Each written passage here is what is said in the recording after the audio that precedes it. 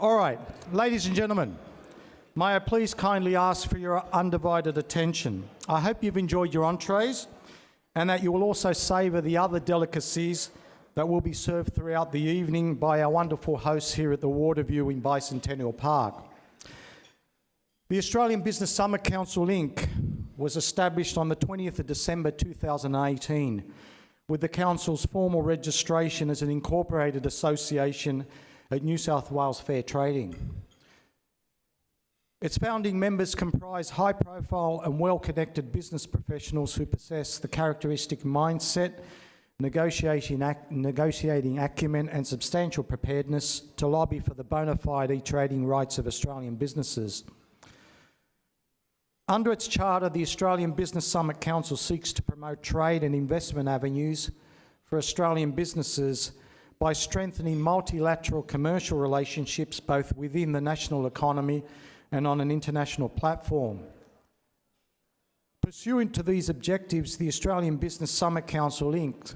acts as an intellectual mouthpiece for informative debates and discussions on sound business policies and practices that stimulate a vibrant, sustainable and competitive economic environment with unprecedented opportunities for Australian entrepreneurs. From the vantage point as the President of the Australian Business Summit Council Inc., I outlined the Council's mission at the official High Tea reception to formally launch the organisation at the Hyatt Regency Sydney in February 2019, where more than 50 VIP guests, including Consuls General, Consuls, Vice-Consuls, business leaders, entrepreneurs and members of various multicultural media representative groups, filled the special functions room of this exclusive five-star hotel in Sydney to listen to the organisation's ambitious agenda and objectives.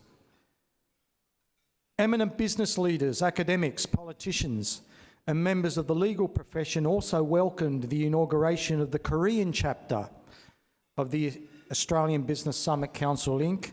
at the Park Hyatt Hotel in Seoul, South Korea in May 2019. Officially launched to promote Australia as an exceptional market for bilateral trade and investment, the Korean chapter of the Australian Business Summit Council will devote its considerable efforts to identifying and matching opportunities identified in South Korea with potential Australian business engagement with that immense and lucrative market in order to deliver major export development incentives and attract reciprocal investment between the two countries.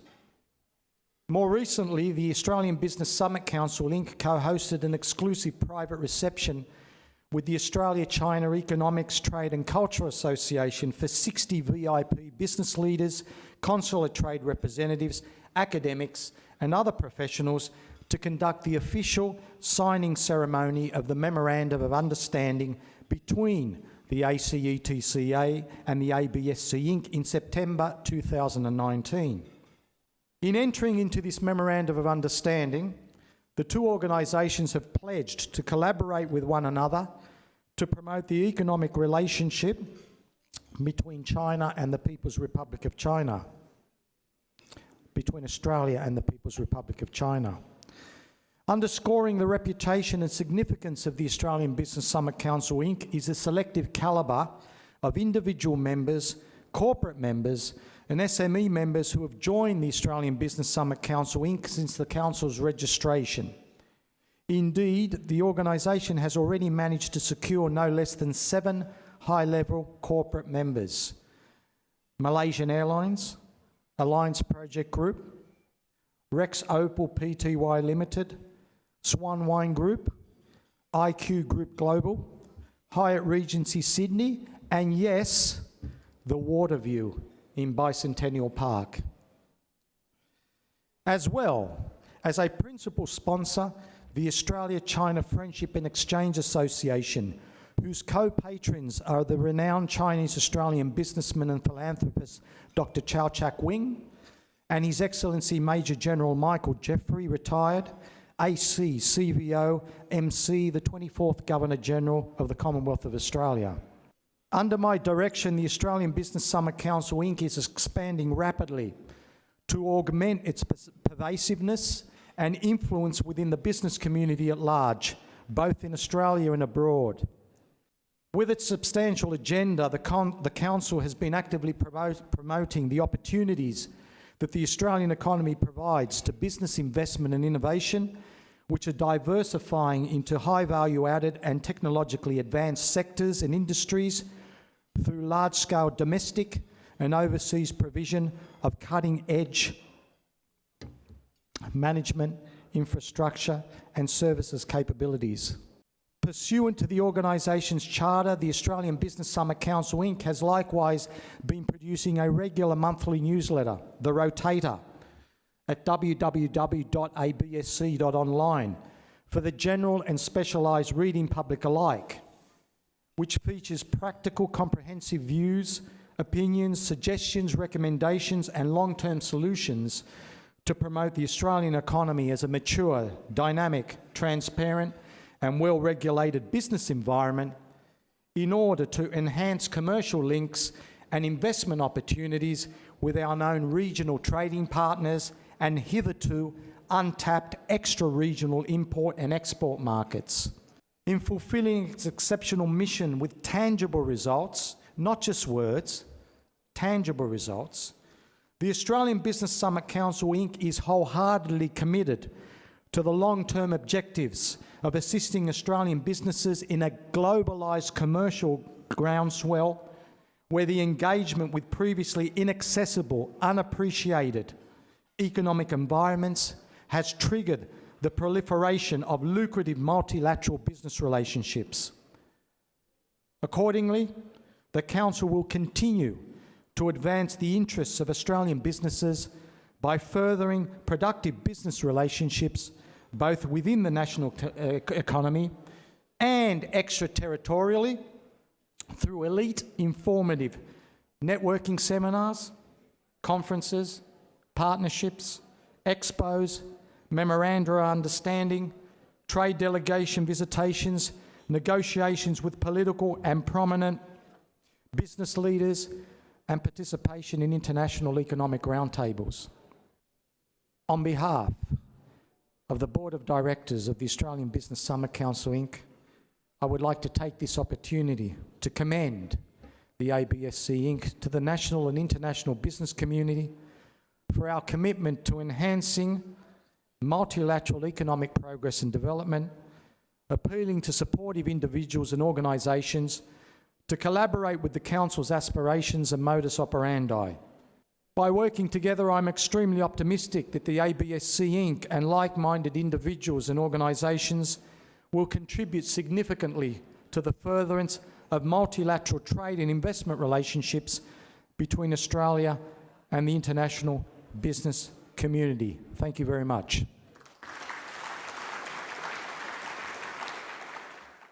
It is now my immense pleasure and privilege to introduce our keynote speaker for this evening, Professor Barney Glover, AO, Vice-Chancellor of Western Sydney University. Professor Glover began his executive career at the University of Ballarat, where he was appointed the Director, Research and Graduate Studies in 1990. In 1997, he moved to Curtin University as a Director, Research and Development, before being appointed Pro-Vice-Chancellor, Research and Development. In 2006, Professor Glover became the Deputy Vice-Chancellor of Research at the University of Newcastle and the Vice-Chancellor of Charles Darwin University 3 years later, before beginning his term as the Vice-Chancellor of Western Sydney University in 2014. Please welcome Professor Glover to the podium with a huge round of applause.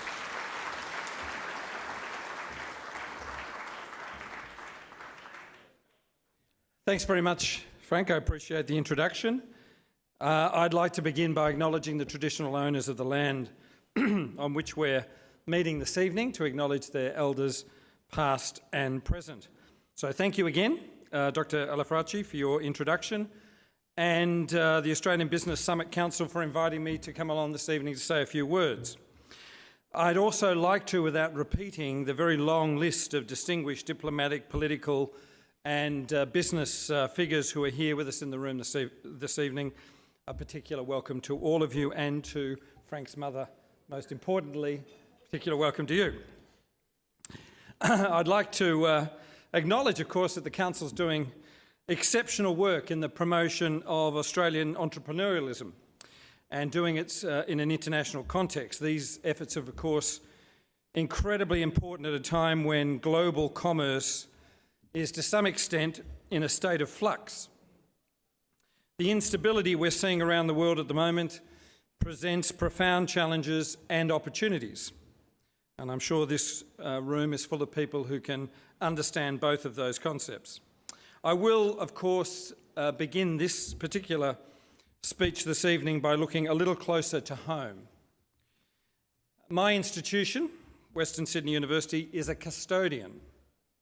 We're home to pioneering articulations of a very crucial relationship, namely Australia's relationship with the People's Republic of China, both old and new.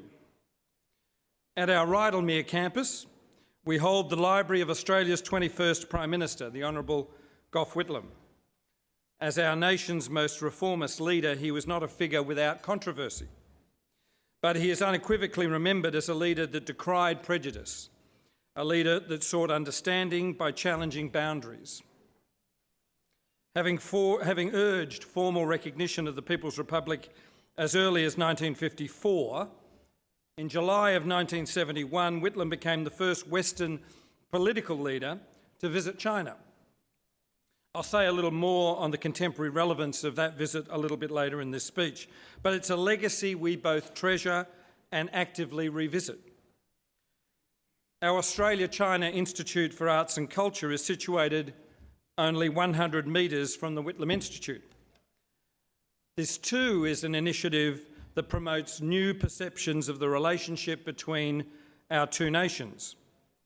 It does so through the prism of highly original, at times provocative, visual, literary and prosaic interpretation. Reminiscent of the Whitlam ethos, the Australia-China Institute also challenges perceived limits in that relationship. These two esteemed entities bookend Western Sydney University's engagement with China. Interestingly, they engage the relationship via radically different mediums. On the one hand, the approach is academic, sociological, and political. On the other, it is angular, impressionistic, and abstract. But both institutes share the same integral foundation, and they both pursue a common imperative: cultural understanding.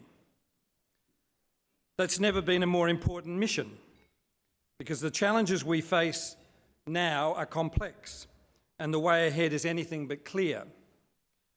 Looking at recent news headlines, it's easy to think we've forgotten the foundations of the modern Australia-China relationship.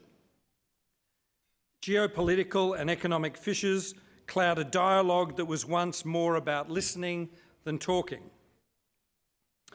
In its early phase, the modern Australia-China connection was forged simply by a desire to learn more about one another. As any university researcher will attest, curiosity is a wonderful foundation for a lasting partnership. That sense of discovery is what's missing. We assume we know all that we need to know about each other. We don't. And that's the problem. When curiosity gives way to assumption, all we're left with is posturing. That's no basis on which to grow and progress a relationship. A glance back at Whitlam's experience in China reminds us how far we've deviated from our beginnings. Thankfully, his legacy also teaches us how we might retrieve what we've lost. Prior to and during his 1971 trip, Whitlam reportedly devoured books on Chinese culture and engaged with China as if no other country existed on earth. He turned to history, the arts, language and culture to guide his engagement with China. He did so largely eschewing dry diplomatic and political briefings, not because they were unimportant, but because those issues could wait. Well after Whitlam's time in office, subsequent governments led by Hawke, Keating and John Howard made very substantial trade and economic gains with China. None of that would have materialised without the cultural foundations laid by Whitlam. A relationship, of course, needs context. It needs a reason to exist beyond simply the precarious logic of trade, economics and exchange, a logic where profit is the only benchmark. We need to tap into deeper motivations to build a truly sustainable connection. That requires that we constantly look anew at what we mistakenly think we know. That's what the Australia-China Institute for Arts and Culture is all about. The Institute is again set to confront preconceptions with an exhibition slated for NAIDOC Week in July next year. I hope many of you can attend.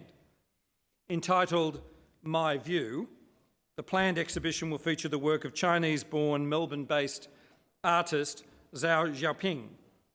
Drawing on a 30-year history of engagement with Aboriginal Australians, Xiaoping's paintings are ethereal.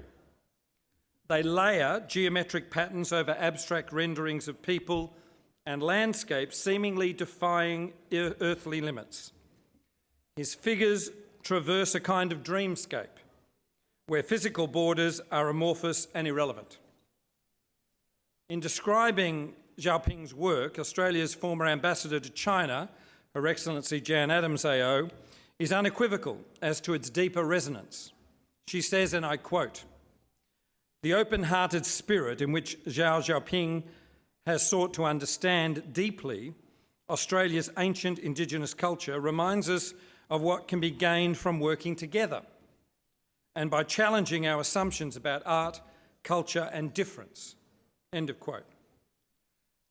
Challenging assumptions. That idea is actually important work. At the moment, it's perhaps the most important task of all, challenging assumptions. This is what culture can teach us. It doesn't mean being blind to reality. Rather, it means being open to seeing things from different perspectives. In adopting a deeper view, it's impossible to ignore the fact that we're facing serious challenges to the bilateral relationship. Failing to admit that would be a disservice to the cultural legacies I've outlined. We need to be frank about the difficulties we confront. That requires that we pragmatically engage with objective evidence on issues like external involvement in political systems. It means we fulfil our shared commitment to human rights. These matters are crucial and warrant the serious attention of our political leadership. That's the least we should expect from the stewards of a relationship that's been built up over decades on the basis of trust and honesty.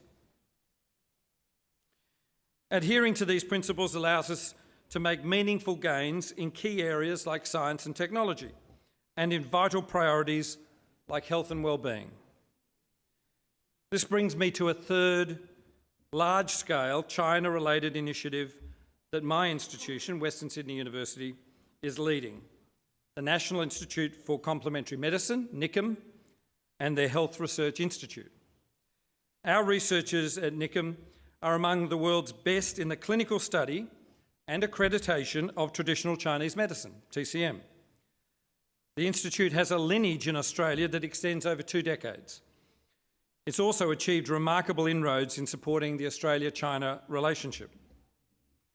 Just on 5 years ago, the Australia-China Chinese Medicine Centre was established through an MOU between Western Sydney University and the Beijing University of Chinese Medicine. The MOU was signed in the presence of former Australian Prime Minister Tony Abbott and Chinese President Xi Jinping. It was a significant and early outcome of the China-Australia Free Trade Agreement, CHAFTA, highlighting the centrality of health and well-being to the relationship between Australia and China. Drawing on its strong foundations, the Centre is activating plans to provide safe and effective TCM clinical services integrated into mainstream health settings, including a clinic at Campbelltown, accredited treatment for cancer patients at Liverpool Hospital, and services through the soon-to-be-launched Western Sydney Integrative Health Centre at Westmead. If TCM is an example of Chinese influence in Australia, we should welcome it and celebrate it because it contributes directly to our health and well-being. The rigorous and innovative clinical research at NICM, in concert with the Centre and our colleagues in Beijing, has been pivotal in realising these remarkable achievements.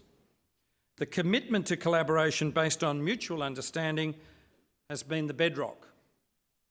That drive to understand, to listen, and to explore is at the heart of all of the examples I've shared with you this evening, be it the Whitlam legacy, arts and culture, or traditional Chinese medicine. Each of these initiatives is fuelled by curiosity. Each of them challenge the notion that we know all there is to know about our two countries. If we can bring just a little bit of that spirit into the bigger picture, then we might just remind ourselves what it is we're missing. Even more importantly, we could discover, or in fact rediscover, what can be gained for both China and Australia through greater understanding. Thank you.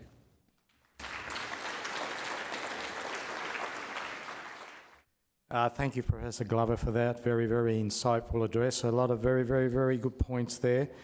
I have a strong background in history, and although I was a little boy during the Whitlam period, I certainly remember the openings that were made by the Whitlam government. As a matter of fact, I recall reading how Whitlam was severely criticised for actually visiting China, the People's Republic of China, in 1971. And a few months later, Richard Nixon, President of the United States at the time, actually formally recognised the People's Republic of China, and the attitude towards Whitlam and other people of that ilk suddenly changed for the better. But anyway, Mr. Adam Cogan, he's the Chief Architect at SSW, a Microsoft certified Gold partner specialising in custom net, SharePoint, business intelligence and CRM solutions. Things that I have to be perfectly honest with you, I know very, very little about. But I know the man well.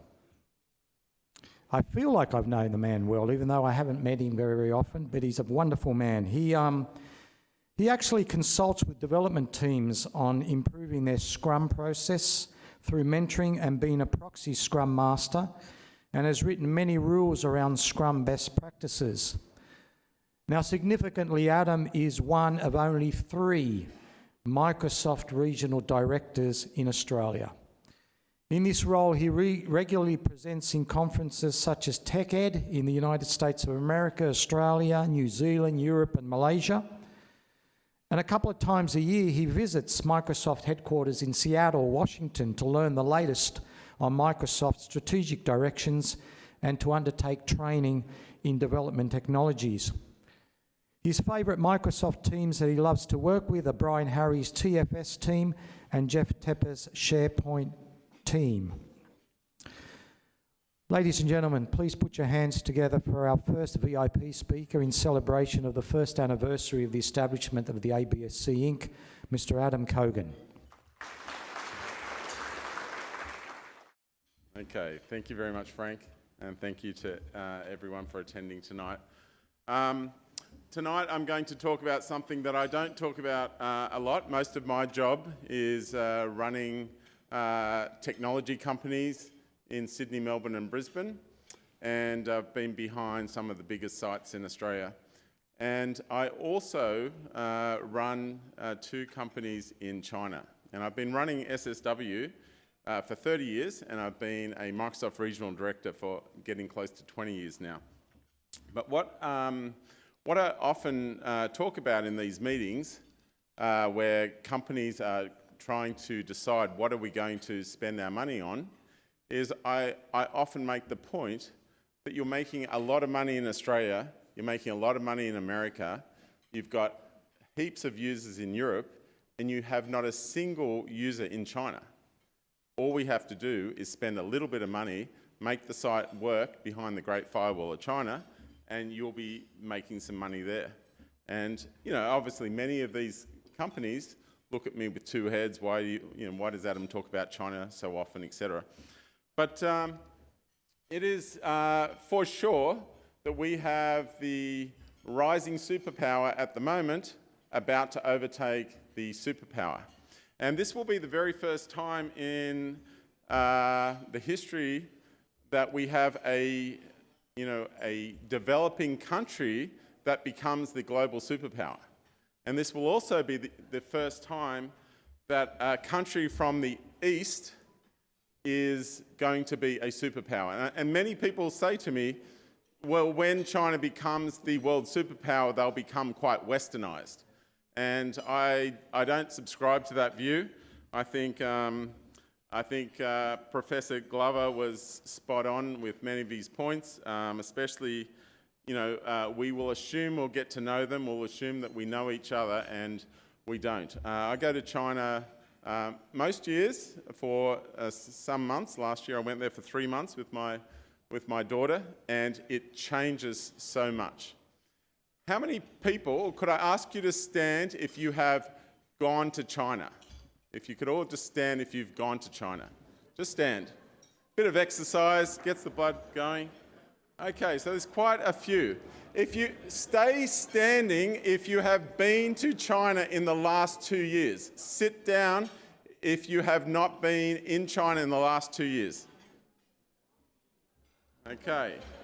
They are the people standing that you want to talk to after my talk, because they have a good idea what is happening in China. Because anyone with experience with that is a few years old is kind of worthless, because it changes so quickly. In those 3 months that I was in China with my daughter, I didn't use a credit card once. I didn't use cash once. Everything is Alipay and WeChat Pay all the way. All right, so I'm going to walk you through a few items that I want to tell you about. A little bit of the history in the technology space, the Great Firewall, living in a mobile-first world, the big dogs in China, the emerging cloud, and succeeding in China. Now, this is my first time I've ever presented without coding anything and without a keyboard. In fact, it's my first time in my life I've just used a clicker. So give me a little bit of slack if I make some mistakes here. That is a little bit about me. My main claim to fame is I have 2 little beautiful girls, and I have a 15-year history with companies in China. So my first time I went to China was when I was 20, and it has changed a lot since then. Today, communism does not equal poverty. I can tell you my employees in China drive better cars than my employees in Sydney. Communism does not mean they're not into capitalism. They are really into making money. And it does mean tight regulations. Now, Xi Jinping, he is definitely an authoritarian. He is a nation builder. But more importantly to me, he's definitely a visionary. He has a lot of big plans. I'm going to talk about a few of those. So everything in China is big. Everything is busy. The scale, like I talk on terms of big Australian companies and scale in Australia, that is nothing like what you have to deal with in China. It took me a while to work this out, but there's kind of 3 main regions in China. I started in Beijing because that's where Microsoft was. But that's kind of like Canberra. And then you've got Guangzhou, which is kind of, it's all tech, building, hardware. We don't really have an equivalent in Australia. And we've got Shanghai and Hangzhou in the middle, and that is e-commerce. That's kind of like the Silicon Valley, the 3 cities that straddle there. So how many people here have deployed a technology solution to China? Can I get a show of hands? Deployed? Not one? Okay, we've got a bit of work to do. All right. All right. So everything in China is big. You can see that Alipay 500 million users on a daily basis. And we've got WeChat, 1 billion users. And it's kind of crazy, the scale. This is the main city I'm in a lot, and that's Hangzhou. It's a beautiful, beautiful city. That is the city on the other side of that lake, which is called Westlake. Anyone been to Westlake? Okay, got about 15% of you. On the other side of Westlake, it looks like this, okay? Everything in China is hard, everything. Everyone says it. Now, Microsoft entered China in the 90s, and Alibaba in 1999 came online, and then Baidu, their search engine.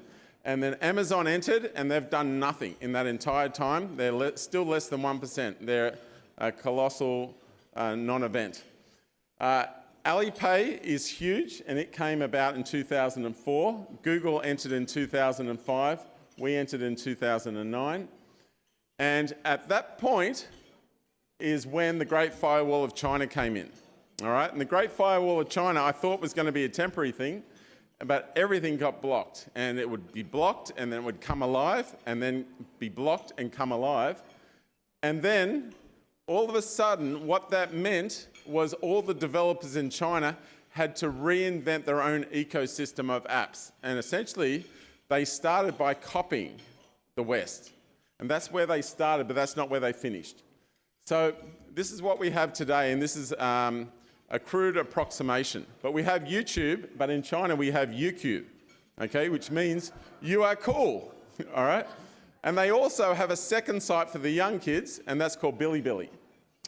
And then you've got Google and Baidu, and then you've got eBay, but eBay doesn't exist there. They have Taobao and Tmall, and then Facebook has WeChat. Now, I'm very aware to say Facebook and WeChat are equivalent is nonsensical, but it's the best I can do.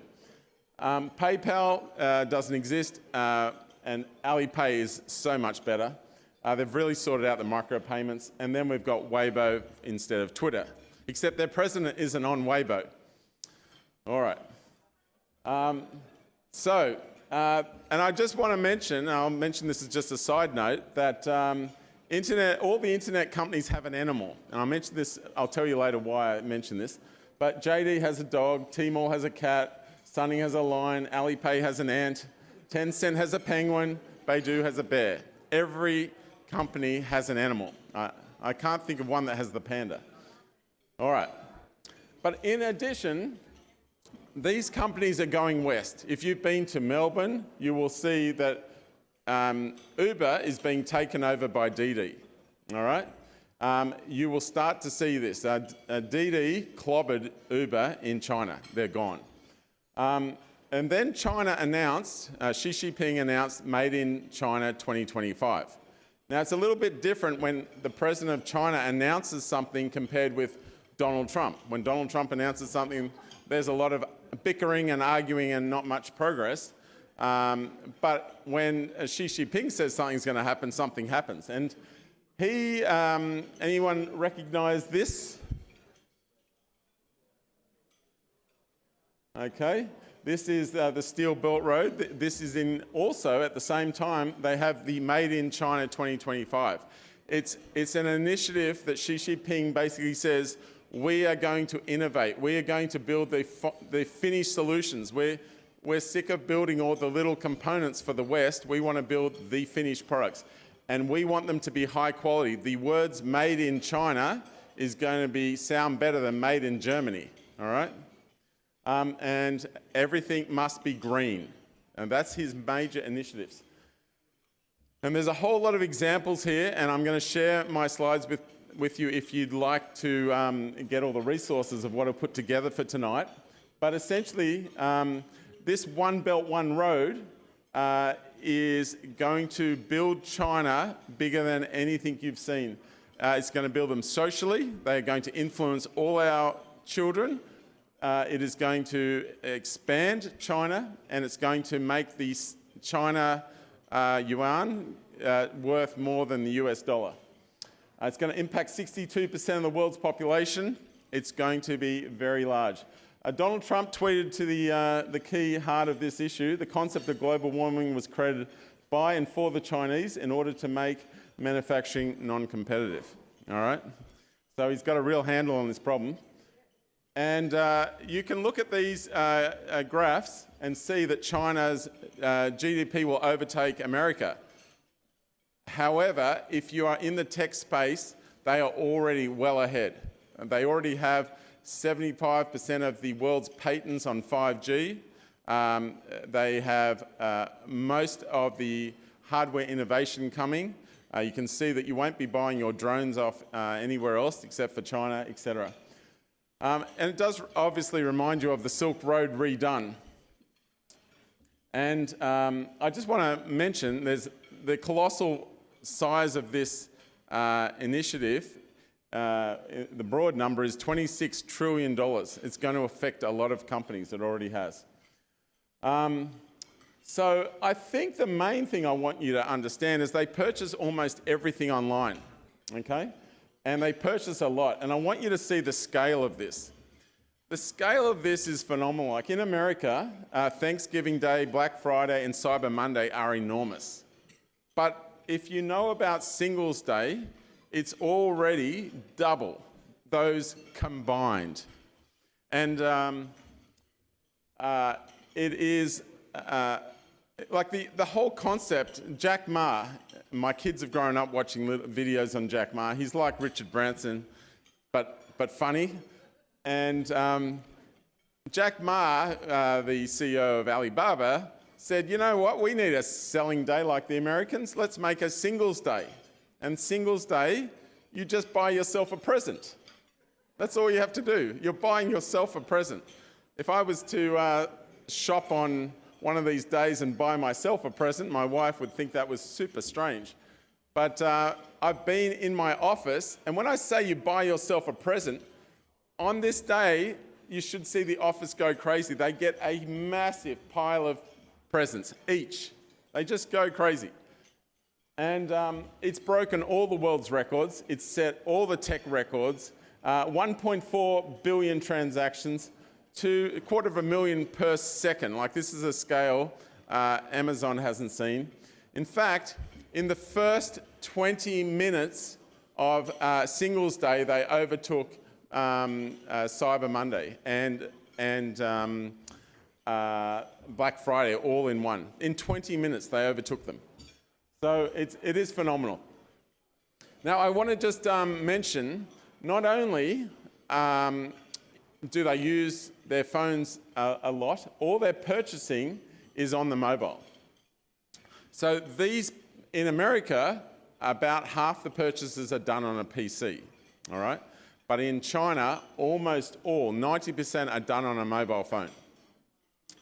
So they have a few different apps that they use.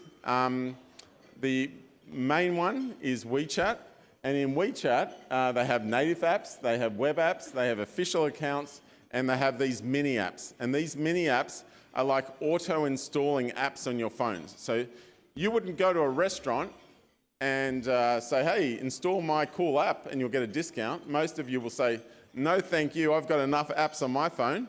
But in China, these kind of auto-install inside WeChat.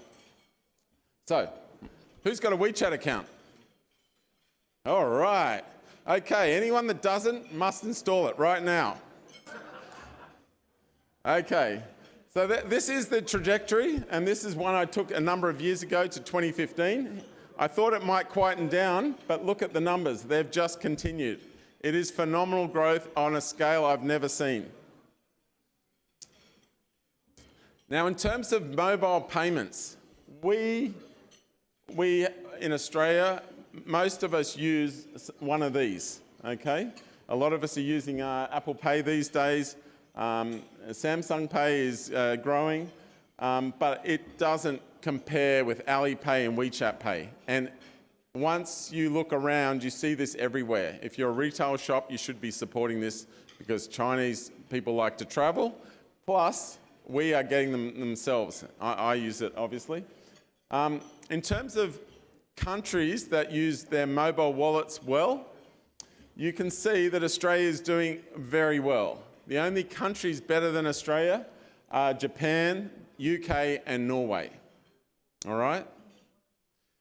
And Norway have a government-issued one that everyone uses, and that allows you to make transactions between people. But they still don't compare with China, 47%, all right? So they're easily the leader. Now, I just want to mention to you, how many people here have heard of Sesame Credit? Oh, I've only got one. Okay, this is interesting. I was at dinner and a couple of my guys, they speak in English just to be polite because I'm sitting there. And they're sharing something. They're showing each other their screen a number. And I go, what is that? And they say, that's my Alipay number. What's the Alipay number? Why don't I see this on my Alipay? Oh, you're a Westerner, so they don't show it to you. What is that Alipay number? Well, I'm 802 and he's 750. And I go, what does that do? And they start explaining. Everybody has a rating from Alipay. There's actually 12 tech companies that have been given permission to aggregate and create a rating, okay? And every little thing you do adds to this rating. It's kind of spooky. So it's authorized by the People's Bank of China, and as you will kind of guess, in the future, it's obvious that all these companies, these 12 companies, will be feeding that data to the Chinese government. They will probably aggregate and give one big number, okay? And it has serious implications to them. The guys really care about this number. In fact, a few of my guys put it on their dating profile what their number was, okay? Because it tells their potential suitors, I guess, what quality they are. So there's 700 million accounts in Alipay. When you have a good rating, you can get GoPros for free. They have bikes everywhere. You don't have to give a deposit. You know how we had these electric bikes around the joint? We'd have to give a deposit, etc.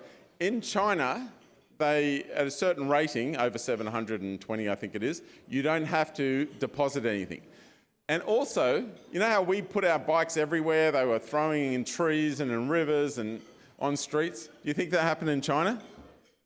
Not likely, because if they did, they lost some points. Nobody wants to lose points. So you can earn points based on your paying bills on time, doing good behaviour, your job, your car. Even your friends seem to influence your number. It's kind of spooky. There was actually a show, Black Mirror, thank you, and that was the idea came from when one of the directors went to China. You can lose points by not paying your bills on time, doing untrustworthy behaviour, having people give you bad ratings online. That will decrease your number. And this super app is super important. They cannot live without WeChat. In fact, there are a number of things, but just the experience is phenomenal. You go into a restaurant. You walk into a restaurant. There is no going up and waiting for a waitress to come to you. You just all at the table scan the QR code. You pick, the menu pops up. You pick what you want to eat. You can watch the status of your meal being made. You can all just sit there. You don't even have to talk to each other. You just watch the status of your meal. And then it comes to your table. It's awesome. If you want to deliver something, you open up WeChat. You want to send a package, you press order, somebody comes to your office, they hold up their QR code, you scan them, you then hand them the package, and you can just watch your package being delivered. And when it's delivered, you will see a red, oh yeah, I should tell you. In China, red means good, all right? And so a red message comes up. Also, red means bad as well. So they use the same colour for both purposes. Anyway, so it's all awesome. Queues, everything in China has queues, and they're very good. You turn up to like the equivalent of an RTA. You just scan the QR code. You're in a queue. Your phone will tap and buzz when it's your turn. So the whole experience, even though there's a lot of people, is a great experience. So my experience is that they basically do every single thing on their phone. They take it to another level, an entire another level. This is my daughter purchasing some, she learnt some Chinese in those 3 months, and she was purchasing some mangoes. So there is 4 ways of paying. You can use vendor payments, you can use in-app payments, or you can use the QR codes. Everyone has these. In the smaller shops, this is how they work. And also the beggars that I saw use them as well, okay? Which is kind of funny because I go to the States for a couple of weeks, twice a year, every year, and I've been doing it for almost 20 years. All I see is more and more poverty, more and more homeless, more and more begging. I never carry cash. But, you know, the American beggars should get with the program and, you know, get some QR codes going. So, but this is our favourite way to tell our customers to integrate. It's as simple as calling a QR code. I have lost focus on my machine. Thank you. All right. So I just want to tell you the big dogs in China. There is some big ones. And I have included a video. I won't play the video right now, but this is 2 years ago. You can see no Chinese companies. This is 1 year ago. And you can see that Tencent, which is WeChat, and that is a terrible, to think that Tencent is like Facebook is not a very good analogy, because Facebook just do social media. WeChat do everything. Alibaba do everything. They're just a massive conglomeration. But you can see when we get the 2019 stats and the 2020 stats, you are going to see many Chinese companies right at the top. I did this based on market cap, and look what's happened in just the revenue. And you can see all these Chinese companies have just jumped into the top 10, and you can expect that many of those are growing. Huawei are going to have trouble, Baidu are going to have trouble, but the others are going to do really well. And I've just put in here a whole bunch. Like they always, in China, the young kids, they want to work for the cool companies. When I first went to China and when I was at Microsoft, everybody wanted to work for a Western company, because Western companies like Microsoft, Google, etc., were seen as cool. Now they're not seen as cool. They're okay, but you really want to work for a BAT company. But the BAT companies are BAT, but really that's changed really quickly. And just to give you an idea of just the numbers, Alibaba went from 218 billion to 466 billion in a year.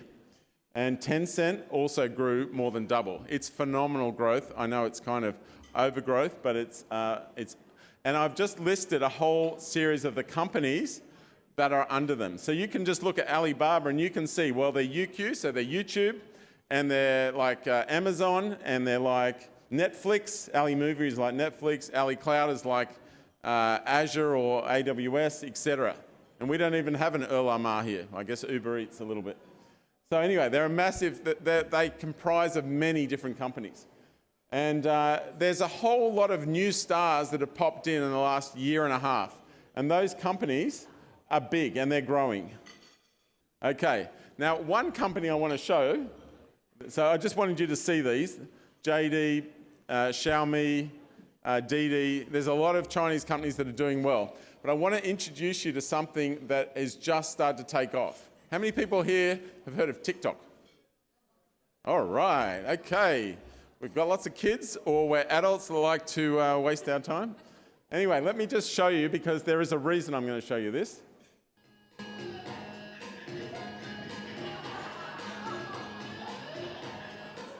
Now, I could go to the home page and play you a whole lot of these videos. They will give you brain damage eventually. But I want you to see the scale of this. This is Vine, an American product that essentially died, okay, because they didn't have much growth. And then this is TikTok. One thing you might not have noticed was the x-axis. I know the growth, but anything that grows in China is phenomenal. Look at the comparison. That was Vine, seen as a huge American success story for a while. That's TikTok. Now, I want you to I want you to see this one.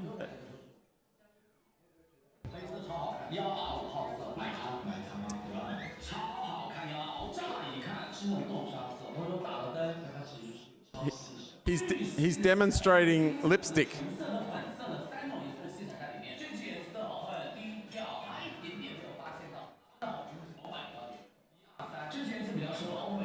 Now see that little yellow thing? The little yellow thing. That little yellow thing there is where you can buy. Now he's not a lipstick expert. It's just a guy in China that people like, and he does a silly video. Now I want you to understand that TikTok is a real platform. That platform is probably more important for marketing than Facebook and Twitter, all right, and LinkedIn. This guy, and I'm just taking him as an example, but you see those numbers there, 1.95. Those numbers are, he's got 190 million likes. He's following 5 guys, and he's got 33 million followers. And when he did that lipstick one, he sold 150,000 lipsticks in 15 minutes. He sold a lot more than that. He made 2 million Australian dollars from that one live show, and he's made a lot of money. He's crazy rich. But you can imagine his parents saying, "What the hell are you doing in your room?" You know, it has got to be confusing, but this is got to be part of your strategy. Now, I've put up all the things that I tell technology companies. It's very minor things they have to do to make their app work in China. It is crazy that they don't make the small adjustments to take advantage of this market. When you're in China, the Chinese are very interested in buying stuff. They just love stuff, especially if it's like seen as healthy stuff, creams or food or tablets. Anything that's not Chinese and it's to do with their health, they want to buy it. So, you know, just put a koala on it and it should be good to go. And there's a whole lot of rules that I've put up here that will be the secret sauce to getting things done. Now, in China, one of the mistakes that the technology companies make, how many people here are familiar with Azure? No? AWS? Okay, so they are an option, but there's better options than that. Ali Cloud is awesome. Tencent Cloud, there's about 15 clouds, but there's AWS and Azure, much smaller, and they're more expensive. And I just want to finish by talking to you about the things to do to succeed. Okay, there's a whole lot of companies that have been super successful in China, Western companies. Apple, Microsoft, Airbnb, Riot Games, Evernote, Starbucks. Starbucks is on every corner. Okay, and I've blogged about them and their competitors in China. Tesla I find interesting. Like Elon Musk has done some awesome things. You know, he built an electric car, he's doing rockets, he's even boring holes, and now he's releasing super ugly trucks, okay, with bad demos, and he still sells a lot.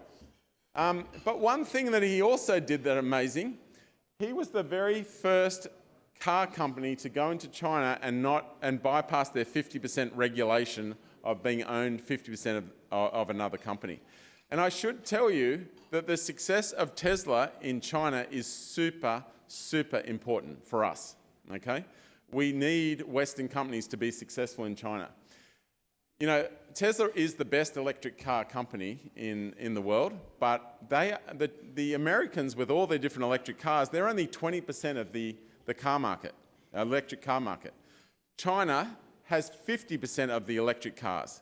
They are everywhere. In the city that I was in, Hangzhou, for those 3 months, the government put a decree that the motorbikes are going to stop and all motorbikes will switch to electric. This all happened in a series of months. And the whole city now had quite electric bikes. It still wasn't quite because they toot all the time. But apart from that, it was a massive change very quickly. So there they are, 100% owned by America. You can see that China, and this is just a screenshot from my mobile app, but you can see that China has jumped into number 2 past Norway. But in China, there are a lot of electric car companies. This Polestar is as good as the Model 3, and when you want to buy a Tesla in China, it's about $180,000. So you have to be rich, but you still see a lot of them. okay? But this one is 80,000, and it's as good. Not only that, the big car companies in China, they're the four big guys, they are all making electric cars. Plus, these ones are also making electric cars. Oh, and the Chinese are doing joint ventures with these guys on the left, and these are all startups on the right. And I wanted to click on some of these links to show you how beautiful these electric cars are. They're phenomenal. Some are like $12,000, the little cheapies. They're cheap.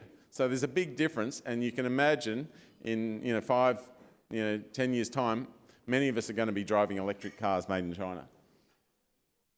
So these are the steps that I walk through with my customers about what you need to do. You need to work with WeChat. You need to support the mobile payments. It's only an API call away.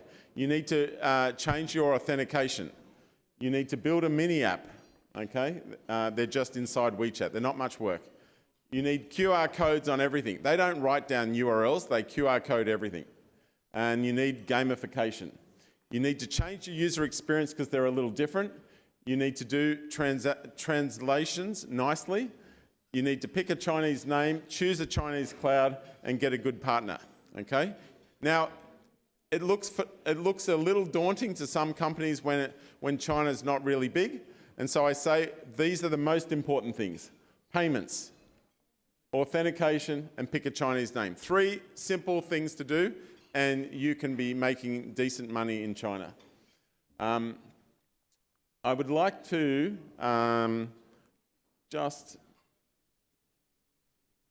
I've just included some of the rates. The rates in Alipay and WeChat Pay are far better than anything else you've ever seen.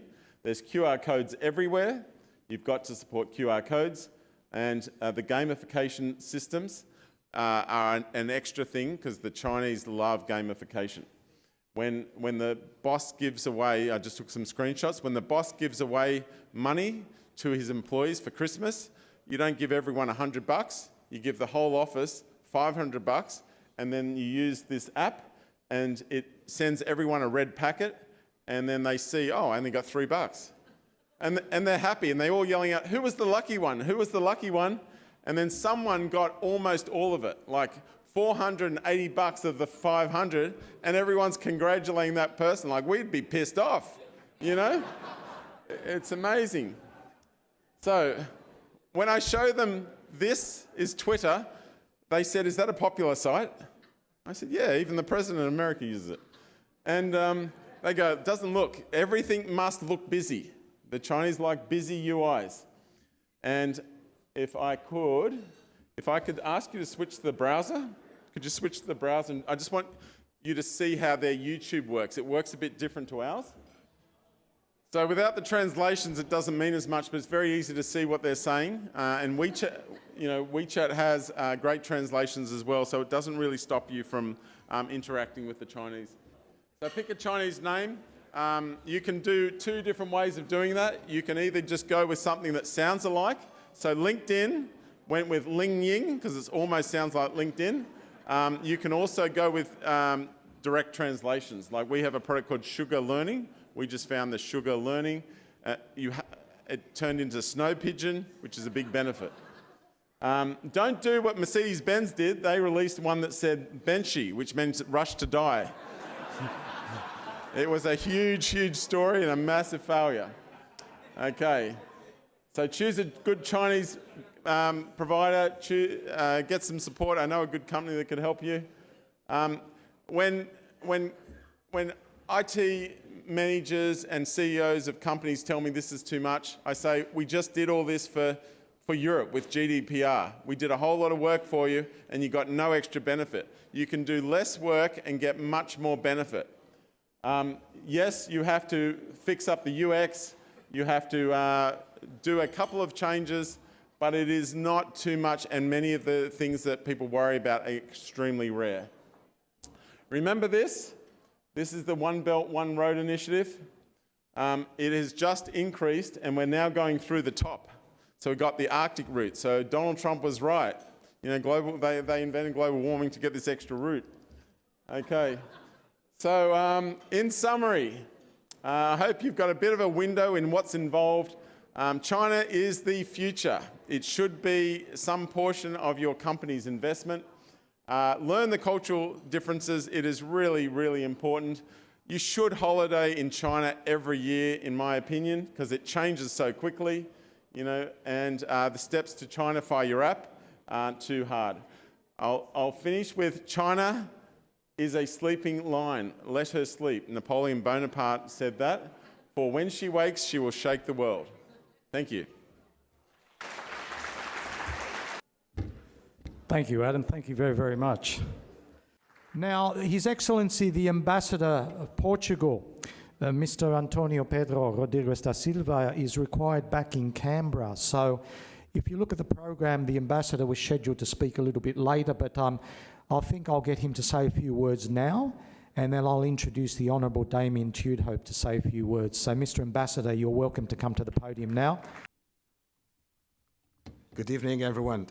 Thank you, Dr. Alafassi. And thanks very much for allowing me to speak a bit earlier. But it's not that long road to Canberra. It's in Australian terms, it's just around the corner.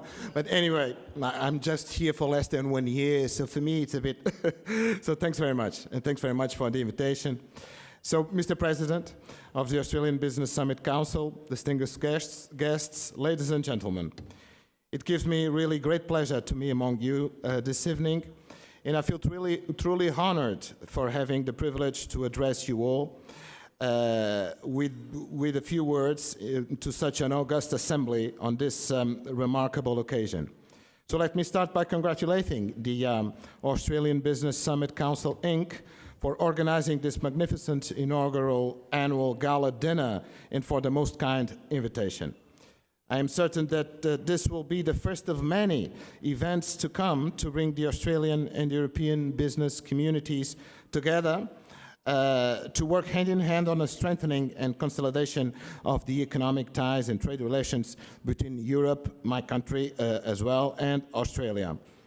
From the part of the Embassy of Portugal in Canberra and our Consulate General in Trade and Investment Office here in Sydney, Dr. Alafassi, dear President of the ABSC, please accept the assurances of our full commitment in supporting you in this very promising endeavor, through which we are fulfilling one of our main goals of our diplomatic action in Australia, which is also to bridging the gap between public economic institutions and the private business sector, here so well represented tonight.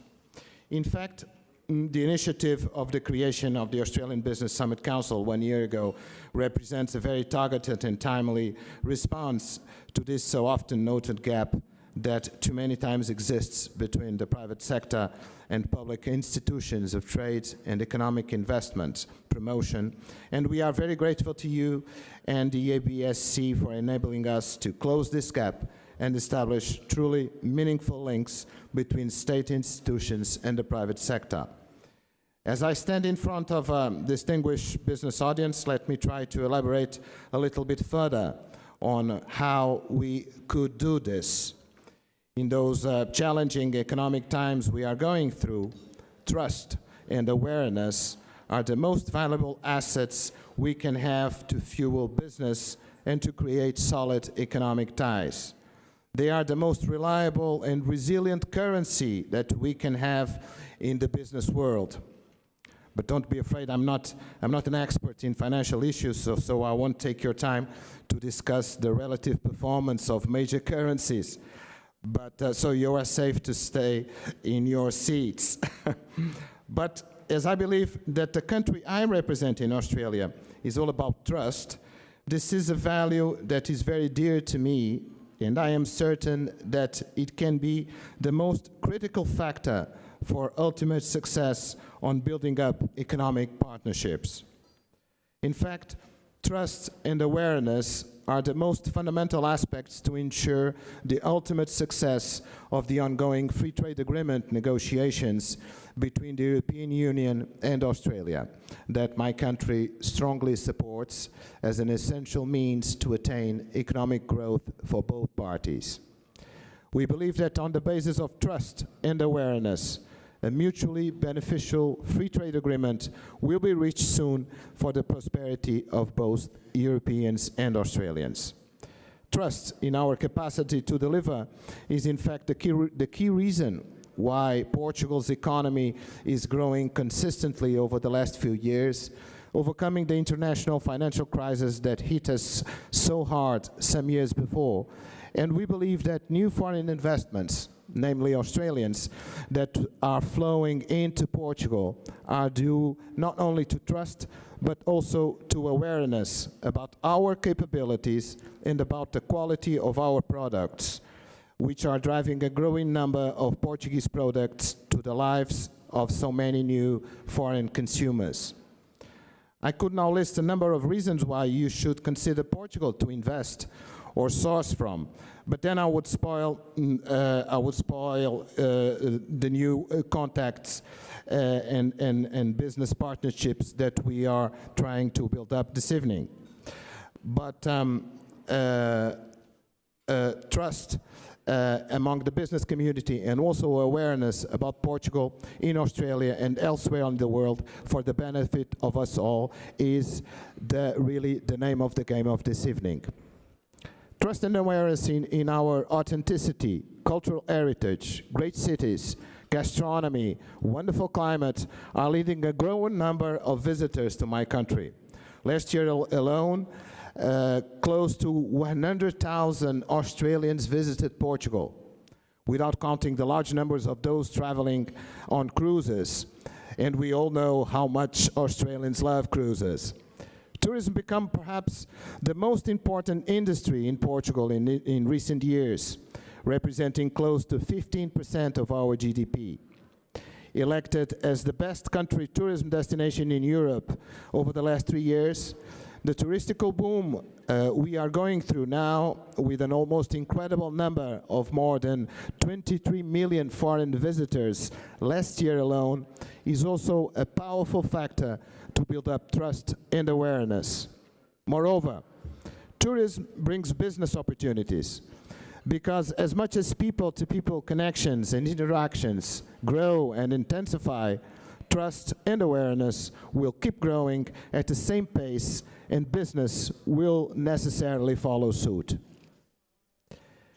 But let me now challenge each and every one of you with perhaps a few questions. So I will challenge you to raise your hands if you already visited Portugal or have solid plans to do so. And now, without having plans at all to do so, for those who have already visited Portugal, thank you. We would love to see you again. For those who have solid plans to visit us, believe me, you will love the experience.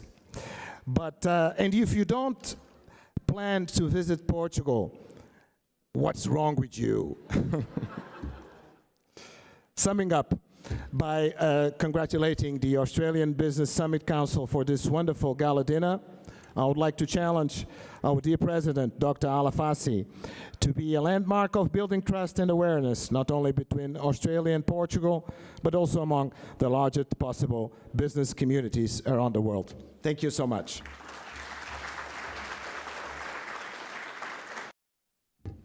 Thank you, Your Excellency. Thank you very much. And from my personal perspective, thank you so much for your kind words for me and for our organisation. And we certainly look forward to building bridges between Australia and Portugal.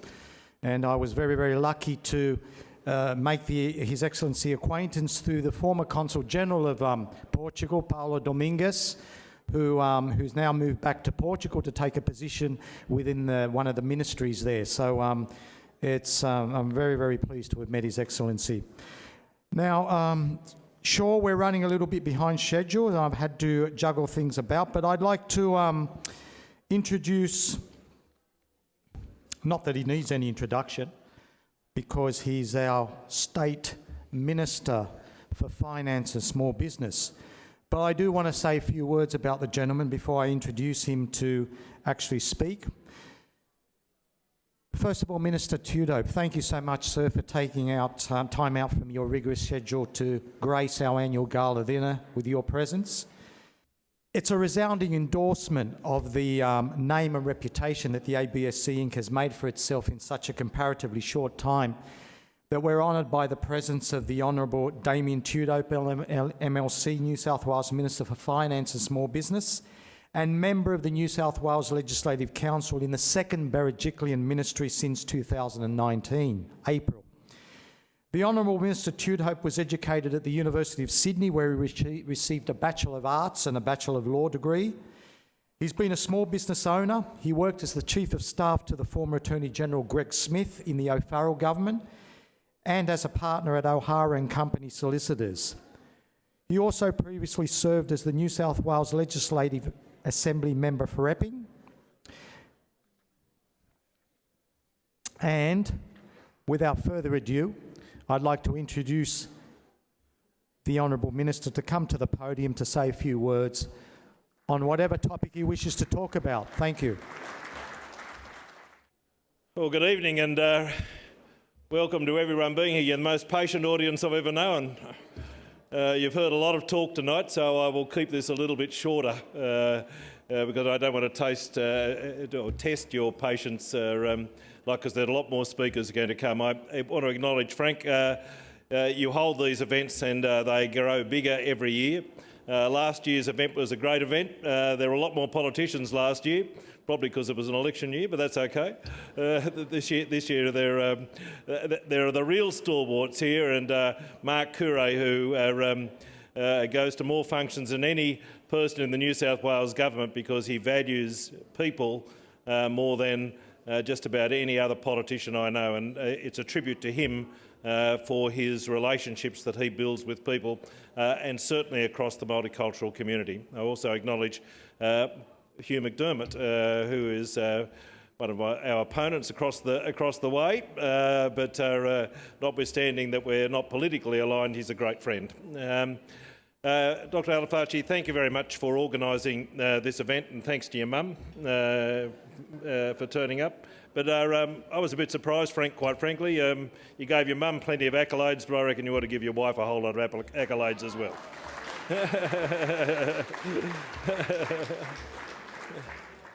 I've only just got back from Burke and Dubbo. The Premier, in a fit of madness, decided that the Cabinet needed to go to Burke for a Cabinet meeting. And the whole Cabinet travelled to Western New South Wales, almost in the dead centre, for a Cabinet meeting on Monday afternoon.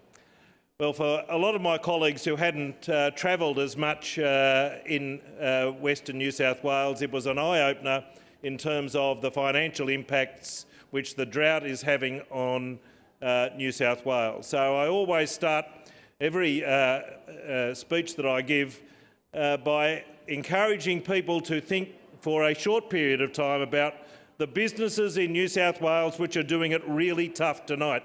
There are businesses which are going broke because of drought, because regional towns need money to be churned through those towns to be able to survive. So if I can make one advertisement on behalf of the government, is this. We have a site called Buy Regional, and if you just type Buy Regional into your search engine, it will show a whole lot of regional businesses on your phones, and you can buy Christmas presents for your loved ones from a town in regional New South Wales. So I ask you tonight to at least consider buying Christmas presents from regional New South Wales to, in fact, bolster the economies of some of those regional towns.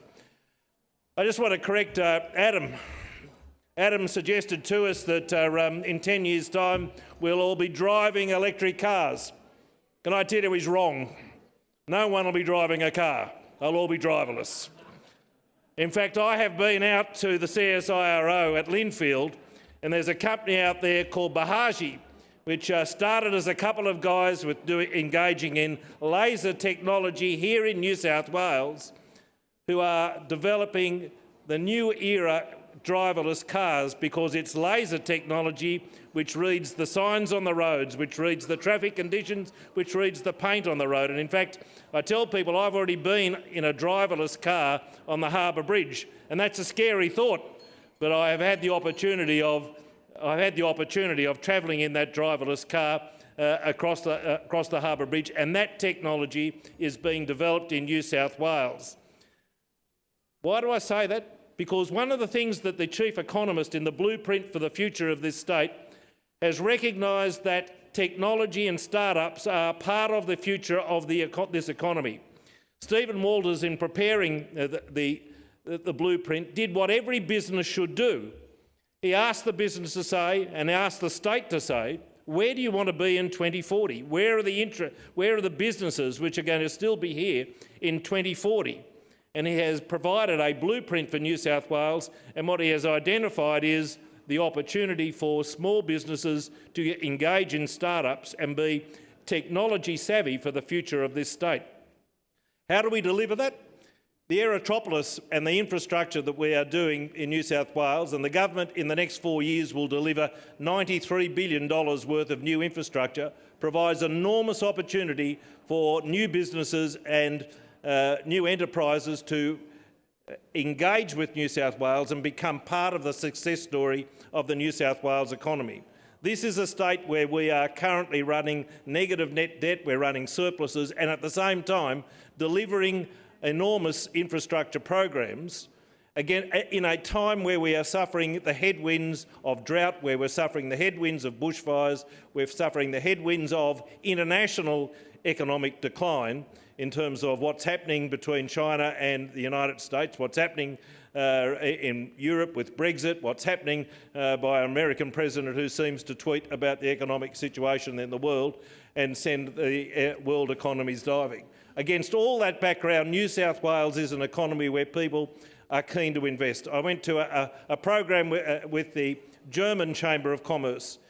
The Premier has signed 6 major memorandums of understanding with German companies who've identified that New South Wales is the best place to come and invest for the future of their company, and they have already started up. And there was a company called LAPP, which is in fact set up already at Eastern Creek with a view to engaging with the future of this state. So this government, the Berejiklian government, is committed to, in fact, providing a state where people have an opportunity of succeeding and being a place where people want to start businesses, want to raise their families and, in fact, enjoy a level of prosperity. We saw Adam presented a fantastic program in relation to how technology works in China. I have to say some of it I find pretty scary, quite frankly. And if I was getting into a business at the moment, I'd be saying cybersecurity is everything, notwithstanding he says that cybersecurity doesn't work. But at any rate, I'd be getting into cybersecurity big way. But in many respects, what he is saying is China represents an opportunity for us. Can I say that the reverse is true? New South Wales represents an opportunity for everyone in this room, for every state and every country that is represented here tonight. New South Wales represents the best opportunities for your business. It represents the best opportunity for the future of the companies and potentially the countries that are represented here and want to make an investment for the future of the companies from their country. So thank you for having me here tonight. It is always great to be part of a celebration which prizes itself on investment and encouraging businesses to succeed, because that's what we're about in New South Wales. Thank you very much. Ladies and gentlemen, allow me to introduce to you another keynote speaker for this evening, Mr. David Thomas, CEO of Think Global Consulting and President of the Australia-China SME Association. Now, David is a close friend of mine. He's also a fellow member of the Board of Directors of the Australia-China Friendship and Exchange Association. He's a keynote speaker on future trends, innovation, leadership and globalisation. He motivates and educates global business leaders, entrepreneurs and investors about the massive potential offered by modern China.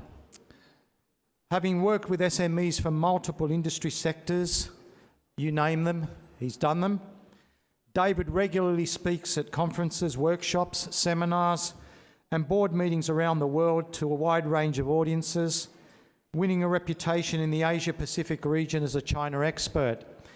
And for me personally, it's an honour not only to know the gentleman, but it's also a great honour for me and Sylvia that in a couple of days' time we will all be leaving to China, for China with Mr. Michael Harkins over there, for a three-day visit to Guangzhou, where we will be participating in an international conference where there will be approximately 70 former world leaders, and we're really, really looking forward to it. So without further ado, David Thomas, please come to the podium. Ladies and gentlemen, a huge round of applause for David. Thank you, Frank. Thank you, everyone. And from looking at the program, I think I'm standing between you and the magician, so I'll try and be fairly quick. But I'd also like to say what's been said already, that it's magnificent to see such a diverse, multicultural group in the room. Personally, I'm a British guy. I went to live in Hong Kong in the late 80s and 90s.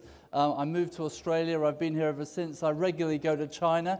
And from meeting many of you today, you all travel regularly around the region and around the world, and it's great to have so many of you in the same room. Now, I thought I would talk a little bit about the Asian century. I also really enjoyed listening to Adam, so I'm going to go back a little bit and look at things a little bit more broadly, particularly as we have such a broad group of people in the room.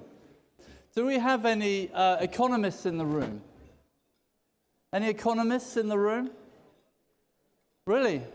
No economists in the room. Good.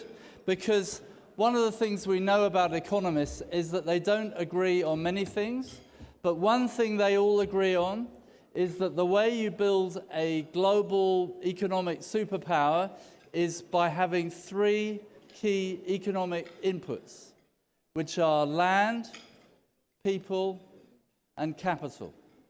Those are the three things that you need.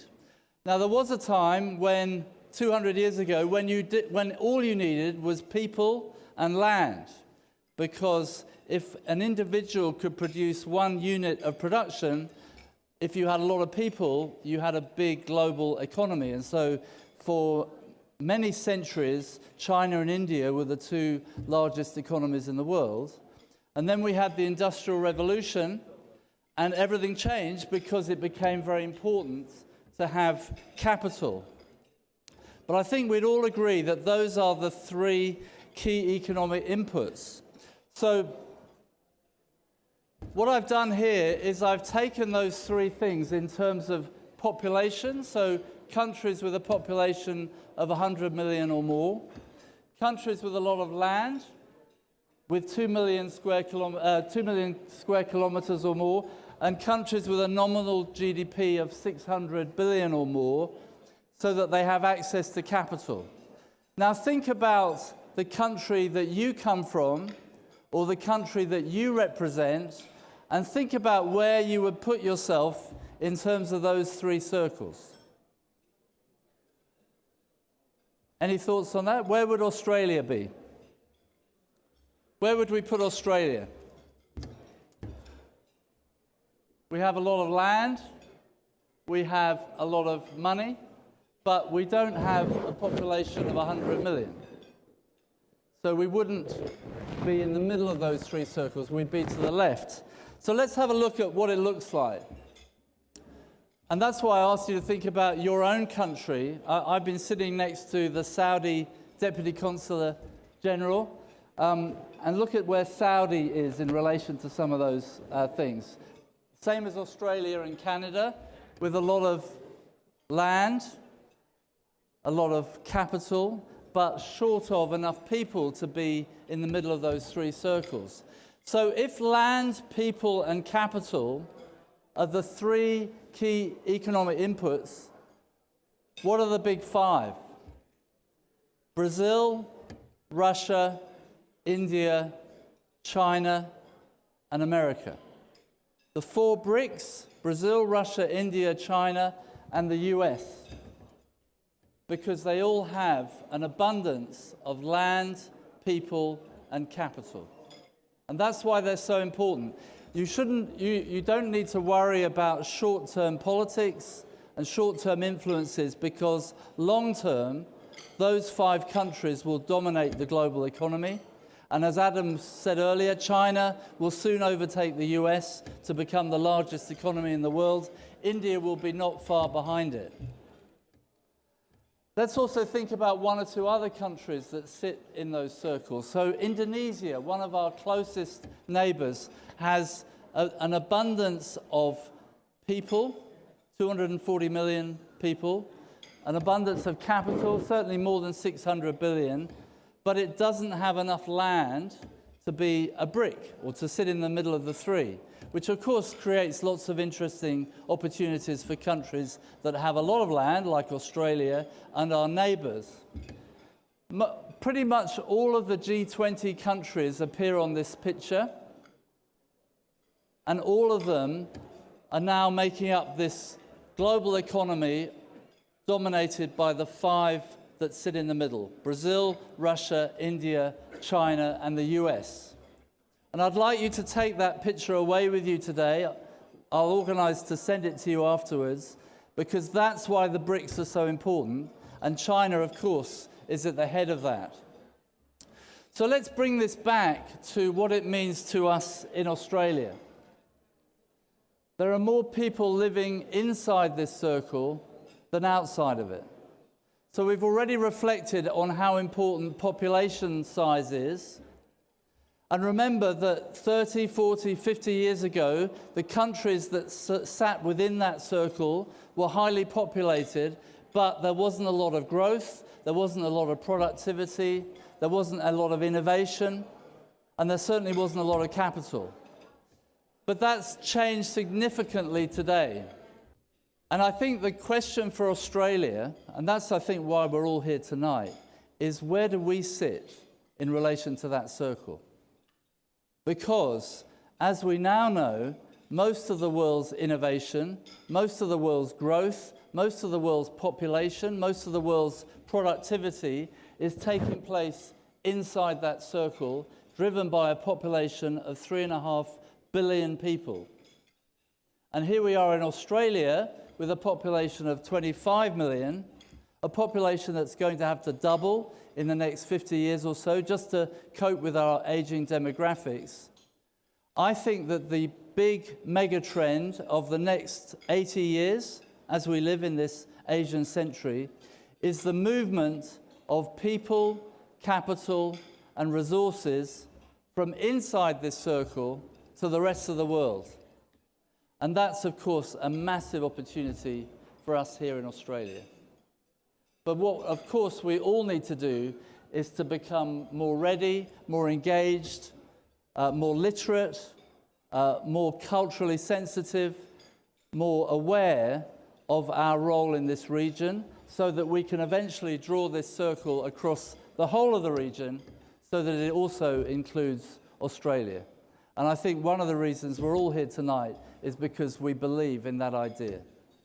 So thank you, Frank, for having me. Thanks all for coming, and I'll circulate all that later, but have a great night. Thank you. And we're going to proceed to the entertainment very shortly, but before we do so, I think it's important that I acknowledge that one of the evident measures of success that the ABSC Inc. has experienced is the number of eminent sponsors who have made this annual gala dinner possible, and the high-level corporate entities that have become members of the Council since the establishment of the organisation. Indeed, I would like to publicly acknowledge our 7 sponsors and formally recognise the 2 most recent corporate members in an official certificate of acknowledgement presentation ceremony. My board of directors and I wish to thank our gold sponsor, the Australia-China Friendship and Exchange Association, our silver sponsors, Swan Wine Group and Alliance Project Group, who are also two of our corporate members. Our bronze sponsors, Rex Opal Pty Limited, Pack Trading Pty Limited, Health Spring Australia, and the Tasmanian College of English Pty Limited. I'm truly at a loss for words to express our heartfelt appreciation for your generous assistance to the Australian Business Summit Council Inc. And we look forward very much to a long and fruitful relationship with you all well into the future. Now, to present these certificates of acknowledgement to our new corporate members, I would like to kindly call upon Mr. Michael Harkins, MVO PSM KSJ, to the podium. Michael is the Secretary General of the Australia-China Friendship and Exchange Association. Before joining the ACFEA, Michael had worked with the Australian New South Wales public sector for 35 years. During this period, he worked in the New South Wales Department of Premier and Cabinet and was also seconded to the Premier's private office, supporting 9 Premiers in providing critical, timely and appropriate protocol advice. Michael has wide-ranging experience, skills, knowledge and sound judgment in all government activities at a senior level, including parliamentary and government operations in Australia, specifically in state, Commonwealth, ceremonial, diplomatic and consular protocols and related activities. Having been trained in the principles of international relations by the Australian Department of Foreign Affairs and Trade, Michael has also excellent knowledge of international relations through a close liaison at senior levels with the Australian Diplomatic and Consular Corps. He's a mentor of mine. He's a true gentleman in the truest sense of the word. And I'd like to invite him now to the podium to present these awards. Ladies and gentlemen, before I commence, I'm the former Director of Protocol for Premier and Cabinet. And what I would like to say is that when people are speaking from this podium, it is correct protocol to remain silent. There'll be a lot of talking during the speeches, and I think it's an absolute disgrace. The first certificate of acknowledgement goes to none other than our hosts for this magnificent evening, the Waterview in Bicentennial Park. Mr. Theodore Rodrigues, the Managing Director of the Waterview, please come up to the podium to receive the certificate on behalf of Mr. Gilbert Curry, the Associate Director of Sales for the Waterview.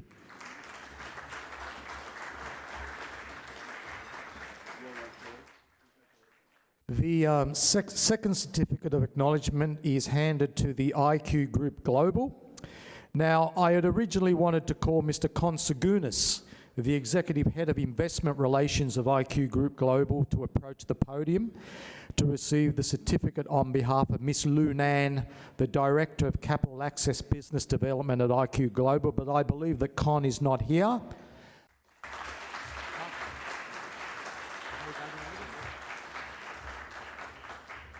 Thank you, Michael. Please, let's have a thunderous round of applause for Michael Harkins, the 7 sponsors and the 2 corporate members of the Australian Business Summit Council.